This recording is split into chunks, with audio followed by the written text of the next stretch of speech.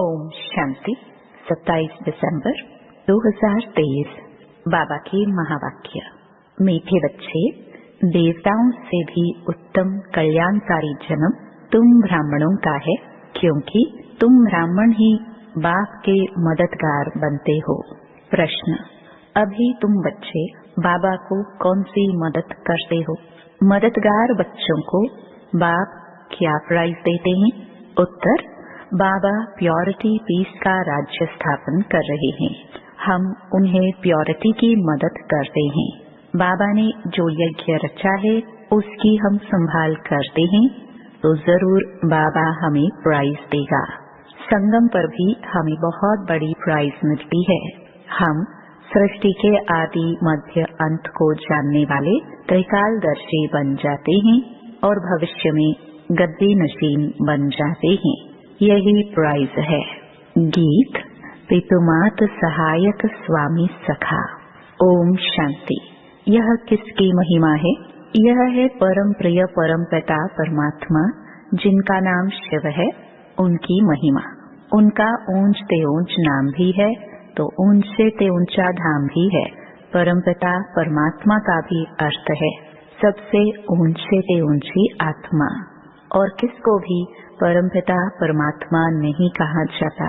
उसकी महिमा अपरंपार है। हमें कहते हैं कि इतनी तो महिमा है जो उसका पार नहीं पा सकते। ऋषि मुनि भी ऐसे कहते थे कि उसका पार नहीं पा सकते। वो भी नेति नेति कहते आए हैं। अब बाबा स्वयं आकर अपना परिचय देते हैं। क्यों? बाबा का परिचय तो होना चाहिए ना। तो बच्चों को परिचय मिले कैसे? जब तक वह इस भूमि पर न आए तब तक और कोई उनका परिचय दे न सके। जब फादर शोज सन तब सन शोज फादर। बाप समझाते हैं, मेरा भी पाठ नोंधा हुआ है, मुझे ही आकर पतितों को पावन करना है।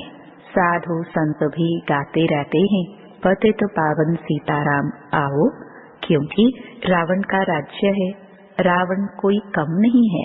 सारी दुनिया को तमो प्रधान पतित किसने बनाया? रावण ने। फिर पावन बनाने वाला समर्थ राम है ना। आधा कल्प राम राज्य है तो आधा कल्प रावण का भी राज्य चलता है। रावण क्या है यह कोई नहीं जानते। वर्ष वर्ष जलाते रहते हैं तो भी रावण का राज्य चलता रहता है, जलता थोड़ी है। मनुष्य कहते हैं परमात्मा समर्थ है तो रावण को राज्य करने क्यों देते हैं? बाप समझाते हैं, यह नाटक है हार जीत का, हेल और हेवन का। भारत पर ही सारा खेल बना हुआ है। यही बना बनाया ड्रामा है। ऐसे नहीं, परमपिता सर्वशक्तिमान है तो खेल पूरा होने के पहले ही आएगा या आधे में खेल को बंद कर सकता है? बाप कहते हैं, जब सारी दुनिया पतित हो जाती है तब मैं आता हूँ। इसलिए शिवरात्रि भी मनाते हैं, शिवाय नमः भी कहते हैं। ब्रह्मा विष्णु शंकर को फिर भी देवता नमः कहेंगे, शिव को परमात्मा नमः कहेंगे। शिव क्या ऐसा ही है जैसा बबुलनाथ में या सोमनाथ के मंदिर में है? क्या परमपिता परमात्मा का इतना बड़ा रूप है? वह आत्मा का छोटा, बाप का बड़ा है? क्वेश्चन आएगा ना। जैसे यहाँ छोटे को बच्चा, बड़े को बाप कहा जाता है, वैसे परमपिता परमात्मा अन्य आत्माओं से बड़ा है और हम आत्माएं छोटी हैं? नहीं। बाप समझाते हैं, बच्चे मेरी महिमा गाते हो, कहते हो। परमात्मा की महिमा अपरंपार है।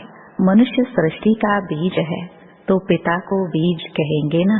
वह क्रिएटर है। बाकी जो इतने वेद, उपनिषद, गीता, यज्ञ, तप, दान, पुण्य, यह सब है भक्ति मार्ग की सामग्री। इनका भी अपना टाइम है। आधा कल्प भक्ति का, आधा कल्प ज्ञान का। भक्ति है ब्रह्मा की रात, ज्ञान है ब्रह्मा का दिन। यह शिव बाबा तुमको समझाते हैं। इनको अपना तन तो है नहीं। कहते हैं, मैं तुमको फिर से राजयोग सिखलाता हूँ, राज्य भाग्य दिलाने लिए। अब ब्रह्मा की रात पूरी होती है, वही धर्म लाने का समय आ पहुँचा है। सबसे जास्ती ग्लानि किसकी करते हैं? परमपिता परमात्मा शिव की। लिखा है ना, यदा यदा ही।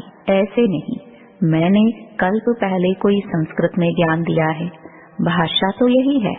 तो जब भारत में देवी देवता धर्म स्थापन करने वाले की ग्लानि होती है, मुझे ठिक्कर बित्तर में ठोक देते हैं, तब मैं आता हूँ।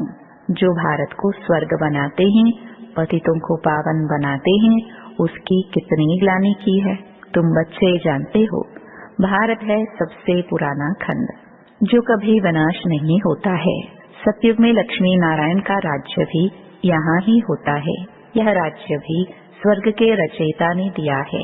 अब तो वही भारत पतित है, तब फिर मैं आता हूँ, तब तो उनकी महिमा गाते हैं, शिवाय नमः। इस बेहद के ड्रामा में हर एक आत्मा का पाठ नोंधा हुआ है, जो रिपीट होता है, जिससे ही कोई टुकड़ा निकाल हद का ड्रामा बनाते हैं। अभी हम ब्राह्मण हैं, फिर देवता बनेंगे। यह है ईश्वरीय वर्ण। यह है तुम्हारा 84वें जन्म का भी अंत। इसमें चारों वर्णों का तुमको ज्ञान है, इसलिए ब्राह्मण वर्ण सबसे ऊंच है। परंतु महिमा व पूजा देवताओं की होती है। ब्रह्मा का मंदिर भी है, परंतु कोई को पता नहीं कि इसमें परमात्मा आकर भारत को स्वर्ग बनाते हैं। जब स्थापना हो रही है तो विनाश भी चाहिए, इसलिए कहते हैं कि रुद्र ज्ञान यज्ञ से विनाश ज्वाला निकली। अब वही बाप बच्चों को समझा रहे हैं, मीठे बच्चे, अब यह तुम्हारा अंतिम जन्म है। मैं तुमको फिर से स्वर्ग का वर्षा देने आया हूँ। तुम्हारा हक है, परंतु जो मेरी श्रीमत पर चलेंगे उनको मैं स्वर्ग का प्राइज दूंगा। उन्हें भी पीस प्राइज आदि मिलती है, परंतु बाप तो तुम सबको स्वर्ग की प्राइज देते हैं। कहते हैं मैं नहीं लूंगा, मैं तुम्हारे द्वारा स्थापना करता हूँ तो तुमको ही दूंगा। तुम हो शिव बाबा के पोत्र, ब्रह्मा के बच्चे। इतने बच्चे तो प्रजापिता ब्रह्मा ही एडॉप्ट करते होंगे ना। यह ब्राह्मण जन्म तुम्हारा सबसे उत्तम है। यह कल्याणकारी जन्म है। देवताओं का जन्म या शूद्रों का जन्म कल्याणकारी नहीं है। यह तुम्हारा जन्म बहुत कल्याणकारी है, क्योंकि बाप का मददगार बन सृष्टि पर प्योरिटी पीस स्थापन करते हो। वह इनाम देने वाले थोड़े जानते हैं, वो तो कोई अमेरिकन आदि को दे देते हैं। बाप फिर कहते हैं जो मेरे मददगार बनेंगे मैं उनको प्राइज दूंगा। प्योरिटी है तो सृष्टि में पीस प्रॉस्पेरिटी भी है। यह तो वैश्यालय है, सतयुग है शिवालय। शिव बाबा ने स्थापन किया है। साधु सन्यासी हैं, हठ योगी। गृहस्थ धर्म वालों को सहज राजयोग तो सिखा नहीं सकते। भल 1000 बार गीता महाभारत पढ़े, यह तो सबका बाबा है। सभी धर्म वालों को कहते हैं कि अपना बुद्धि योग एक मेरे से लगाओ। मैं भी छोटा सा बिंदु हूँ, इतना बड़ा नहीं हूँ। जैसी आत्मा वैसा ही मैं परमात्मा हूँ।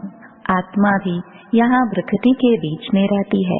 इतनी बड़ी होती है तो यहाँ कैसे बैठ सकती? मैं भी आत्मा जैसा ही हूँ, सिर्फ मैं जन्म मरण रहित सदा पावन हूँ और आत्माएं जन्म मरण में आती हैं। पावन से पतित और पतित से पावन होती हैं। अब फिर से पतितों को पावन बनाने के लिए बाप ने यह रुद्र यज्ञ रचा है। इसके बाद सतयुग में कोई यज्ञ नहीं होता, फिर द्वापर से अनेक प्रकार के यज्ञ रचते रहते हैं। यह रुद्र ज्ञान यज्ञ सारे कल्प में एक ही बार रचा जाता है। इसमें सबकी आहुति पड़ जाती है, फिर कोई यज्ञ नहीं रचा जाता। यज्ञ रचते तब हैं जब कोई आफतें आती हैं, बरसात नहीं पड़ती है व अन्य कोई आफतें आती हैं तो यज्ञ करते हैं। सतयुग त्रेता में तो कोई आफतें आती नहीं। इस समय अनेक प्रकार की आफतें आती हैं, इसलिए सबसे बड़े सेठ शिव बाबा ने यज्ञ रचवाया है तो पहले से ही साक्षात्कार कराते हैं कैसे सब आहुति पड़नी है, कैसे विनाश होना है, पुरानी दुनिया कब्रिस्तान बननी है। तो फिर इस पुरानी दुनिया से क्या दिल लगानी है। इसलिए तुम बच्चे बेहद पुरानी दुनिया का संन्यास करते हो। वह सन्यासी तो सिर्फ घर बार का संन्यास करते हैं, तुमको तो घर बार नहीं छोड़ना है। यहाँ गृहस्थ व्यवहार संभालते भी इससे सिर्फ ममत्व तोड़ना है। ये सब मरे पड़े हैं, इनसे क्या दिल लगाना। यह तो मुर्दों की दुनिया है।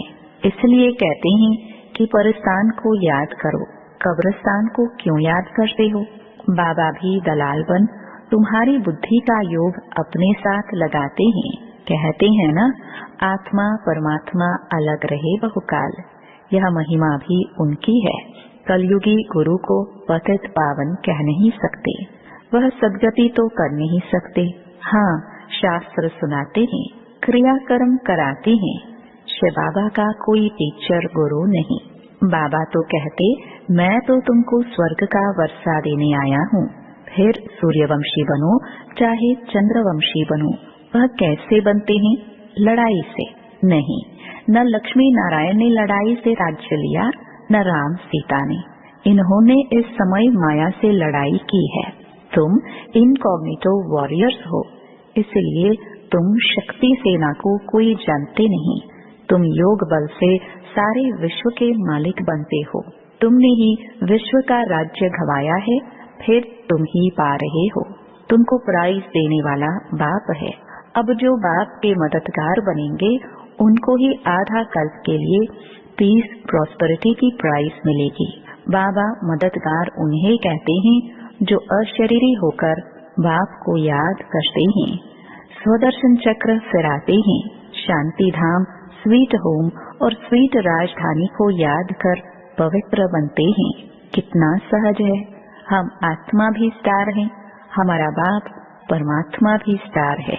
वह इतना कोई बड़ा नहीं है, परंतु स्टार की पूजा कैसे हो, इसलिए पूजा के लिए इतना बड़ा बना दिया है। पूजा तो पहले बाप की होती है, पीछे दूसरों की होती है।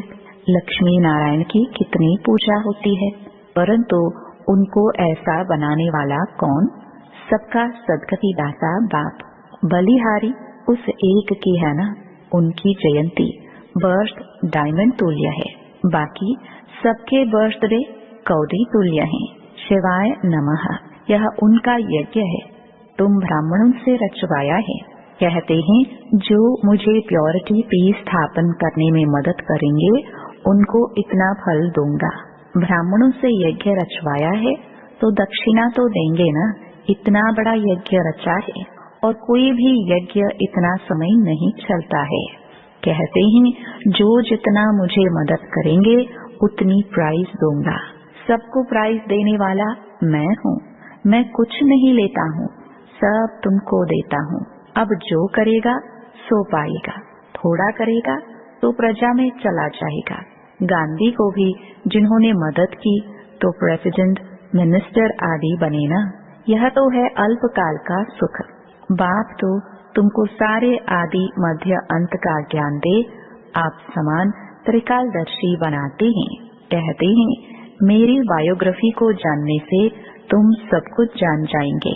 सन्यासी थोड़े यह ज्ञान दे सकते हैं, उनसे वर्षा क्या मिलेगा। वह तो गद्दी भी एक दो को देंगे, बाकी को क्या मिलता है। बाबा तो तुम सबको गद्दी देते हैं। कितनी निष्काम सेवा करते हैं। और तुमने तो मुझे तितर बितर में डाल कितनी ग्लानि की है। यह भी ड्रामा बना हुआ है। जब कौड़ी जैसे बन जाते हो तब तुमको हीरे जैसा बनाता हूँ। मैंने तो अनगिनत बार भारत को स्वर्ग बनाया है, फिर माया ने नरक बनाया है। अब अगर प्राप्ति करनी है तो बाप के मददगार बन सच्ची प्राइज ले लो। इसमें प्योरिटी फर्स्ट है। बाबा सन्यासियों की भी महिमा करते हैं। वह भी अच्छे हैं जो पवित्र रहते हैं। यह भी भारत को थमाते, गिरने से बचाते हैं, नहीं तो पता नहीं क्या हो जाता। परंतु अब तो भारत को स्वर्ग बनाना है तो जरूर घर गृहस्थ में रहते पवित्र बनना पड़े। बाप दादा दोनों बच्चों को समझाते हैं। शिव बाबा भी इस पुरानी जुत्ती द्वारा बच्चों को राय देते हैं। नई ले नहीं सकते, माता के गर्भ में तो आते नहीं। पतित दुनिया पतित शरीर में ही आते हैं। इस कलयुग में है घोर अंधियारा। घोर अंधियारे को ही सोजरा बनाना है। अच्छा, मीठे मीठे सिखिलदे बच्चों प्रति माता पिता बाप दादा का याद प्यार और गुड मॉर्निंग। रूहानी बाप के रूहानी बच्चों को नमस्ते। धारणा के लिए मुख्य सार। पहला, इस बेहद की दुनिया का दिल से संन्यास कर अपना ममत्व मिटा देना है। इससे दिल नहीं लगानी है। दूसरा, बाप का मददगार बन प्राइज लेने के लिए 1. अशरीरी बनना है। 2. पवित्र रहना है। 3. स्वदर्शन चक्र फिराना है। 4. स्वीट होम और स्वीट राजधानी को याद करना है। वरदान, विशेषताओं को सामने रख सदा खुशी खुशी से आगे बढ़ने वाले निश्चय बुद्धि विजयी रत्न भव। अपनी जो भी विशेषताएं हैं उनको सामने रखो, कमजोरियों को नहीं, तो अपने आप फेत रहेगा।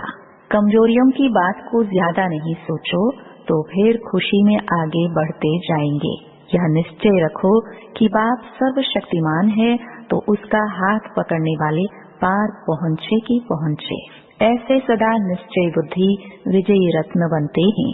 अपने आप में निश्चय, बाप में निश्चय और ड्रामा के हर सीन को देखते हुए उसमें भी पूरा निश्चय हो, तब विजयी बनेंगे। स्लोगन, प्योरिटी की रॉयल्टी में रहो तो हद की आकर्षणों से न्यारे हो जाएंगे। ओम शांति।